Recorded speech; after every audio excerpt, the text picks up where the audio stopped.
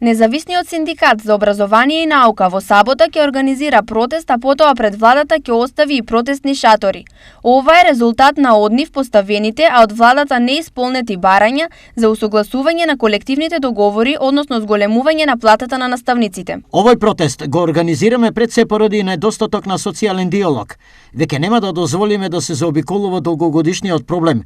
Колективните договори мора да се усогласат, а надлежните имаат должност според колективните договори тоа да го направат. Минималната плата во образованието е 10.000 денари, а секоја работна позиција има коефициент.